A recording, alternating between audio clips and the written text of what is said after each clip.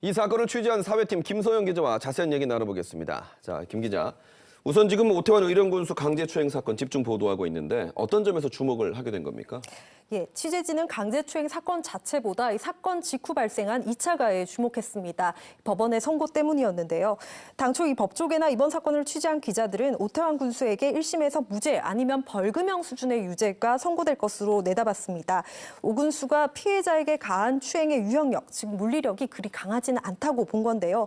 하지만 1심 법원은 예상과 달리 징역형을 선고했죠. 이 재판부는 피해자에게 가해진 2차 가해로 1년 8개월 동안 진실을 말한 사람들이 고통을 받은 점에 대해 피고인, 즉 그러니까 오태환 군수가 최종 책임을 져야 한다고 판시했습니다.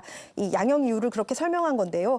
취재진은 재판부가 주목한 2차 가해가 어떤 배경과 구조 속에서 일어났는지를 살피기 위해 이번 취재를 시작하게 됐습니다. 2차 가해라는 게 구체적으로 어떤 겁니까? 이 성범죄 등 피해자에게 그 피해자의 행실 때문에 피해를 자초했다는 식으로 모욕하거나 배척하는 걸 뜻하는데요.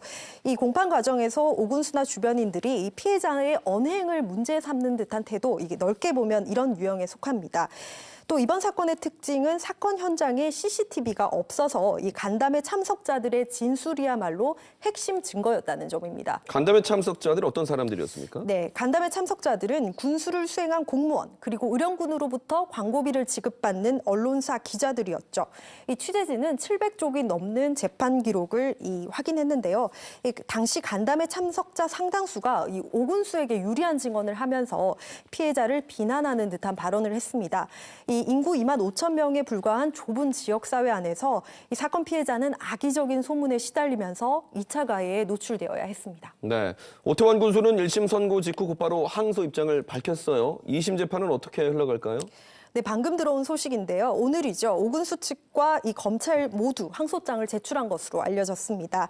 2심 재판에서도 1심 재판과 비슷한 양상이 벌어질 것으로 보이는데요. 양측의 치열한 진실 공방이 예상됩니다. 당초 1심 재판에서 오 군수와 변호인 측은 무죄를 자신했습니다. 이 강제추행 사실 자체에 대해서 강력하게 부인하고 있기 때문인데요.